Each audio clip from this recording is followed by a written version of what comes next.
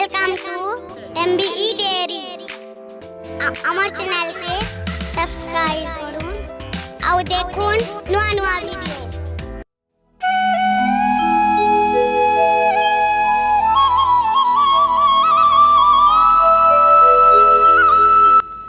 ଯିଏ ଦେଖେ ଅନୁଭବ କରେ ଏବଂ ଶବ୍ଦ ଛନ୍ଦରେ ପ୍ରକାଶ କରେ ସେ ହେଉଛି କବି। କବି ହେଉଛି ସ୍ରଷ୍ଟା। କବିର ଭାବକୁ ଆଶ୍ରୟ କରେ କବିତା ଏବଂ ସେହି କବିତା ହିଁ କବି ଭିତରେ ଥିବା ପ୍ରତିଭାକୁ ପ୍ରକଟିତ କରିଥାଏ। କଳ୍ପନାକୁ ଆଶ୍ରୟ କରି ନିଜର ସୃଷ୍ଟି ସମ୍ଭାର ପ୍ରତି ଏକାନ୍ତ ଦରଦୀ ହୋଇ ନିଜର ସୃଷ୍ଟିର ସାମ୍ରାଜ୍ୟକୁ ବିସ୍ତାର କରିଥାଏ କବି।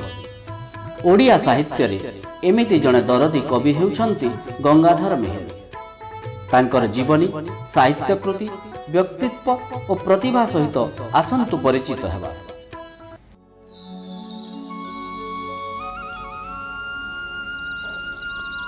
ଗଙ୍ଗାଧର ମେହେର ବରଗଡ଼ ଜିଲ୍ଲାର ବରପାଲିଠାରେ 1862 ମସିହା ଅଗଷ୍ଟ 9 ତାରିଖରେ ଏକ ତନ୍ତୀ ପରିବାରରେ ଜନ୍ମଗ୍ରହଣ କରିଥିଲେ।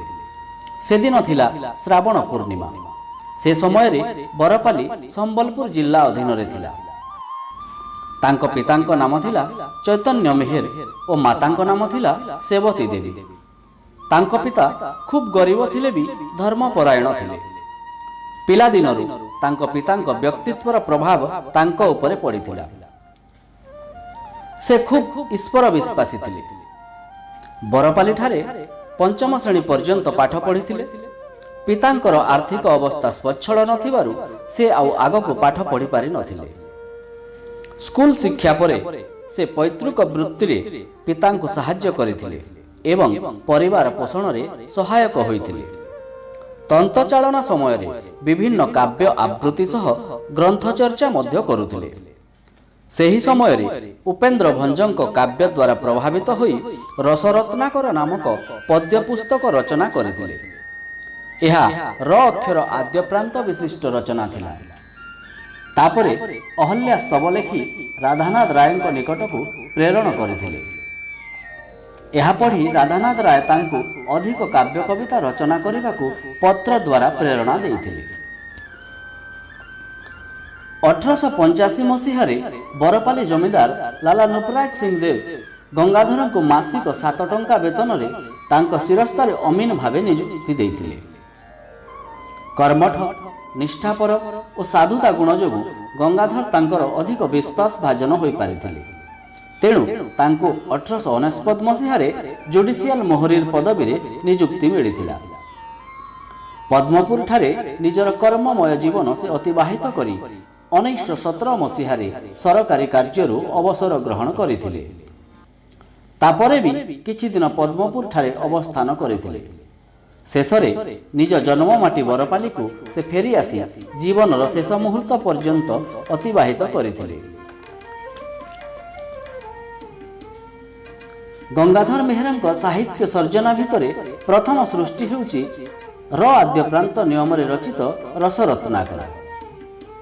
ପ୍ରଥମ ପ୍ରକାଶିତ କାବ୍ୟ ଭାବରେ ପରିଚିତ ଇନ୍ଦୁମତୀ, ଯାହାକି 1893 ମସିହାରେ ପ୍ରକାଶିତ ହୋଇଥିଲା।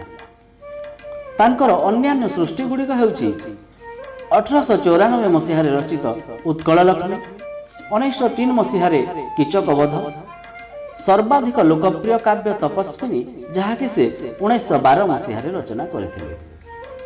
1915 ମସିହାରେ ରଚିତ ପ୍ରଣୟ ବଲ୍ଲରୀ, ଯାହା ମହାକବି କାଳିଦାସଙ୍କର ଅଭିଜ୍ଞାନ ଶାକୁନ୍ତଳମ୍ ନାଟକର ଅନୁସରଣରେ ରଚନା କରିଥିଲେ।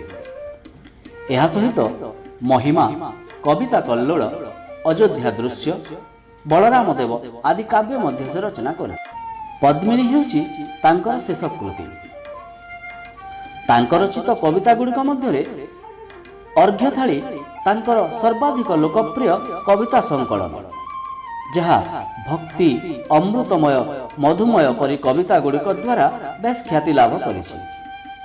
ସେହିପରି ମାତୃଭୂମି, ଅର୍ପଣ, ଆଶ୍ରମେ ପ୍ରଭାତ, ଉତ୍କଳ ଲକ୍ଷ୍ମୀ, ଖଦ୍ୟୋତର ଖେଦ, ଭାରତୀ ଭାବନା, ତାକୁ ମଧ୍ୟ ବୋଲିଥାନ୍ତି ଧର୍ମ ଅବତାର, ମହାଜନ, ସୁଭାବ ଓ ସ୍ୱଭାବ, ଉତ୍କଳ ଭାରତୀଙ୍କ ଉକ୍ତି, ନର ଓ ମୟୂର, ଭରସା, ମଧୁପର ମଧୁଭିକ୍ଷା, ଧନପ୍ରତି, ବସନ୍ତ ବ୍ରତ ଆଦି କବିତା ଗୁଡ଼ିକ ରହିଛି।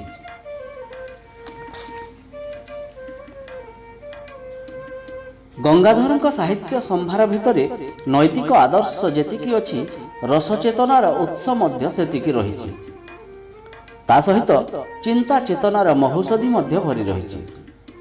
ସେଥିପାଇଁ ତ ଗଙ୍ଗାଧରଙ୍କ କୃତିଗୁଡ଼ିକ ଓଡ଼ିଆ ସାହିତ୍ୟରେ ଏକ ସ୍ୱତନ୍ତ୍ର ସ୍ଥାନ ଅଧିକାର କରିପାରିଛି।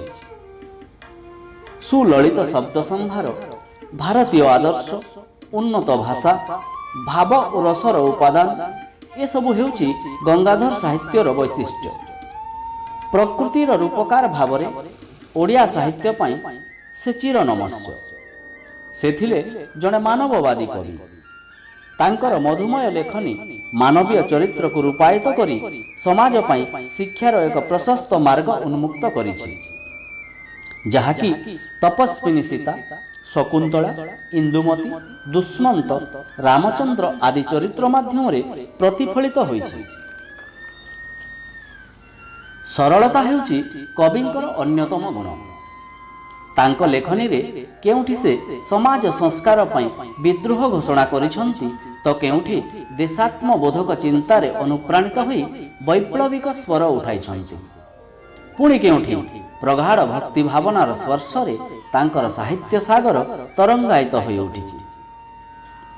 ବାସ୍ତବରେ ଗଙ୍ଗାଧର ଥିଲେ ଏକ ପ୍ରତିଭାବାନ ଜ୍ୟୋତିଷ୍କ। ପୂର୍ଣ୍ଣିମାର ଜ୍ୟୋତ୍ସ୍ନାରେ ସେ ଆସିଥିଲେ ଏ ଜଗତକୁ, ଆଉ ଚାଲିଗଲେ ଅମାବାସ୍ୟାର ଅନ୍ଧକାରରେ। 1924 ମସିହା ଏପ୍ରିଲ 4 ତାରିଖ ଚୈତ୍ର ଅମାବାସ୍ୟାରେ ସେ ଇହଧାମ ତ୍ୟାଗ କରିଥିଲେ। ତାଙ୍କର ରକ୍ତ ମାଂସର ଶରୀରଟି ଅମାବାସ୍ୟାର ଅନ୍ଧକାରରେ ହଜିଗଲା ସିନା, ତାଙ୍କର ଅମର ସାହିତ୍ୟ କୃତି ଗୁଡ଼ିକ କିନ୍ତୁ ପୂର୍ଣ୍ଣିମାର ଜ୍ୟୋତ୍ସ୍ନା ଠାରୁ ବି ଅଧିକ ଉଜ୍ଜ୍ୱଳ ହୋଇ ଚିରଦିନ ପାଇଁ ଅଜ୍ଞାନର ଅନ୍ଧକାରକୁ ଦୂର କରି ଚାଲିଛି। ଆପଣମାନେ ଶୁଣୁଥିଲେ ସ୍ୱଭାବ କବି ଗଙ୍ଗାଧର ମେହେରଙ୍କ ଜୀବନୀ, ସାହିତ୍ୟ ସୃଷ୍ଟି, ପ୍ରତିଭା ତଥା ବ୍ୟକ୍ତିତ୍ୱ ଉପରେ ଏକ ସଂକ୍ଷିପ୍ତ ଆଲୋଚନା। ଏହି ଭିଡ଼ିଓଟି ଯଦି ଆପଣମାନଙ୍କୁ ଭଲ ଲାଗିଲା, ତେବେ ଭିଡ଼ିଓକୁ ଲାଇକ୍ ଓ ସେୟାର କରିବା ସହିତ କମେଣ୍ଟରେ ନିଜର ମତାମତ ଦେବାକୁ ଭୁଲିବେ ନାହିଁ। ଧନ୍ୟବାଦ।